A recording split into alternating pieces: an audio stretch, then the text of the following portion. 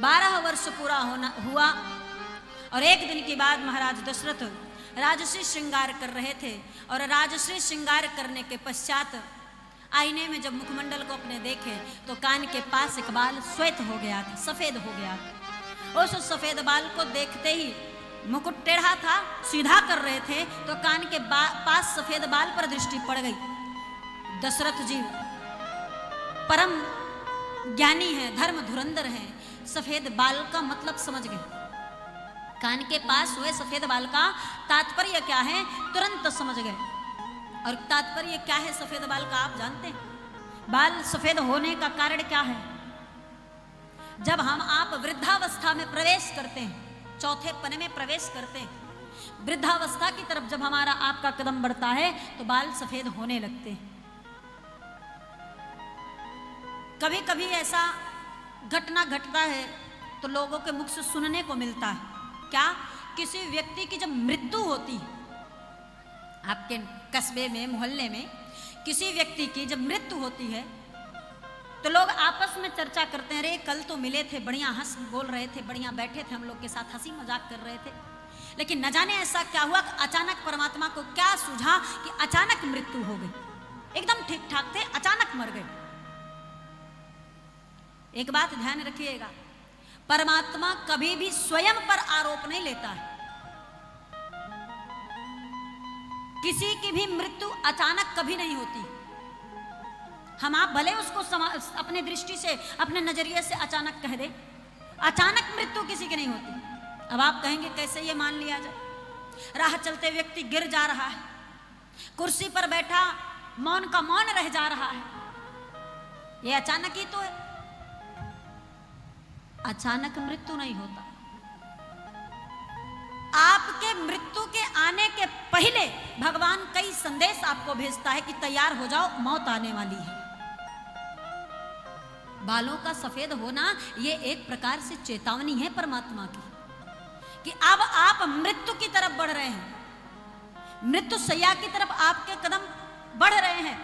बालों का सफेद होना यह पहला सूचना है भगवान का कि सावधान हो जाइए, आप मृत्यु की तरफ बढ़ रहे हैं। अब भक्ति में लग जाइए, भजन में लग जाइए। बाल सफेद होने का कारण माया से परे हो जाना। माया छोड़िए, बाल भी एक प्रकार से श्रृंगार है। सुंदर सौंदर्य देखने के लिए बालों का काला होना, घना होना, लंबा होना माना जाता है कि व्यक्ति सुंदर लगता है इससे। तो सफेद हो रहा है तो इसका मतलब सुंदरता छीड़ कर रहे हैं परमात्मा, कम कर रहे हैं, इस संसार की माया से परे कर रहे हैं। लेकिन वाह रे मनुष्य, भगवान चेतावनी भेजे, बाल सफेद किए कि पहली चेतावनी मौत की तरफ बढ़ रहे हो तो लोग भगवान से भी 2 कदम आगे। ये मनुष्य भगवान से 2 कदम आगे खड़ा कि तुम पहली चेतावनी भेजे तो आई लो करिया कर देते हैं सब। अब बताओ, अब बाल काला कर देने से 60 साल का व्यक्ति 40 का तो होगा नहीं, हो जाएगा। 60 के बाद 61 ही आएगा, चाहे बाल काला करिए चाहे मत करिए। 60 के बाद अगर 60 में बाल काला कर लिए तो 41 नहीं आएगा, 31 नहीं आएगा, 61 ही आएगा। अब वो 61-62 ही चलने वाला है। अब आपकी दृष्टि में लगता है कि बाल काला कर लिए तो हम 42 हो गए, 32 हो गए, अब मरने के लिए भी थोड़ा दूरी बन गई। ऐसा नहीं है महाराज, वो दूरी तो तय हो चुकी, आप पहुंच रहे हैं उसके सन्निकट। आप अपने मन में भ्रम पाले बैठे हैं कि अभी हमारी आयु कम दिख रही है या कम है। पहले संदेश को भगवान के ठुकरा दिए, फिर उसके बाद आंखों से कम दिखाई दिया तो दवा करवा ली, आंखें बदलवा दी। कान से कम सुनाई दिया तो कान में मशीन लगा लिया, घुटने में समस्या तो घुटने बदलवा दिए, कमर में समस्या तो उसकी। हर संदेश को भगवान धीरे धीरे करके शरीर को जर्जर करते जाते हैं, तोड़ते जाते हैं, संसार की माया से दूर करते जाते हैं। दांतों का गिरना, चेहरे पर झुर्रियां आना और हाथ पैर का झुर्रियों की तरह हो जाना, मतलब सुंदरता को छीन ले रहे हैं। ये माया है, सुंदरता सौंदर्य माया है। और इसी माया को दूर करके मायापति के पास ले जाना चाहते, इसलिए सूचना पे सूचना दिया करते हैं। लेकिन महाराज भगवान जब सूचना भेजते हैं तो चेतावनी वो भेजते हैं और मनुष्य भगवान को सावधान करते हैं, कभी हम बूढ़े नहीं हुए हैं, आप भेजो जितना चेतावनी भेजते हो, हम आपको सावधान कर देते, कभी हम बूढ़े नहीं, हम बाल काला कर सकते हैं, कान में मशीन लगवा सकते हैं और पैर की भी व्यवस्था कर सकते हैं, सब रेडीमेड है, कोई समस्या नहीं है।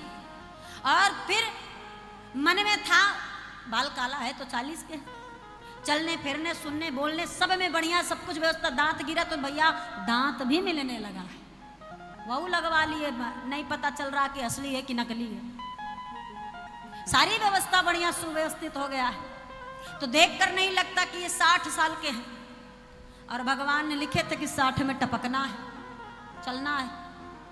अब आपको और दुनिया को लग रहा कि 60 नहीं हुए, पर भगवान की लिस्ट में 60 पूरे हो गए। अब 60 पूरे हो गए तो चाहे जिस अवस्था मुद्रा में रहोगे वो ले जाएंगे महाराज। और लेके चले गए तो लोग कहते हैं बताओ, हंसते बोलते, अभी बरवो नहीं करी, एक बाल सफेद नहीं हुआ था, बताओ मरने की आयु थी।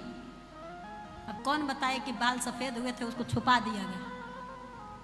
तो ऐसी ऐसी व्यवस्थाएं हैं। बाल का सफेद हो रहा है, यदि किसी वृद्ध का बाल सफेद हो रहा है तो उसे काला नहीं करना चाहिए। बाल सफेद का मतलब घर का प्रमुख, घर का श्रेष्ठ, घर का बुजुर्ग, घर का मुखिया। एक बार एक बाबूजी अपना बाल काला कर रहे थे, इतने में छोटा सा उनका पोता आया।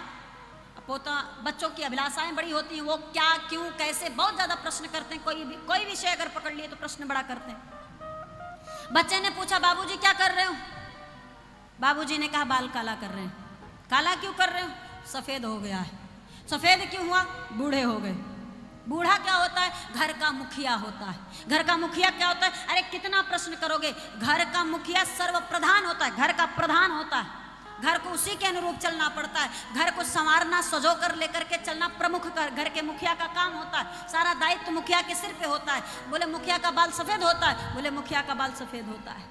तो बच्चे की बुद्धि देखिए, अंदर गया और जाकर के सफेद पेंट लेकर आया, बाबूजी के बगल खाट पर बैठकर अपना बाल सफेद करने लगा। जब दादाजी की दृष्टि पोते पर पड़ी तो उन्होंने कहा ये क्या कर रहे हो? बोले बाल सफेद कर रहा हूं। क्यों कर रहे हो? आप काला कर रहे हो तो हम सफेद कर रहे हैं। क्यों कर रहे हो? बोले बाबूजी घर में एक मुखिया होना अति आवश्यक है। अब अपना तो करिया कर लिए, मुखिया नहीं रहता, हम ही बन जाए। तो आपके कृत्यों का प्रभाव आपके घर के बच्चों पर भी पड़ता है। आपका ही संस्कार आपके बच्चों में जाएगा। इसलिए सावधान रहें। किसी की मृत्यु अचानक नहीं होती, सूचना सबके पास आती है। कोई ना कोई माध्यम बना के सूचना जरूर परमात्मा भेजता है, लेकिन व्यक्ति भगवान के उस चेतावनी को ठुकरा देता है, नजरअंदाज कर देता है, और मरने पर लोग कहते हैं अचानक मर गए। ऐसा नहीं। हमारे राम जी पर आरोप कभी मत लगाइए। ये आरोप नहीं लेते हैं, ये कलंकित नहीं होते, ये अपनी तरफ से सारा दायित्व निभाते हैं। आप नहीं निभा पाए तो कोई क्या करे।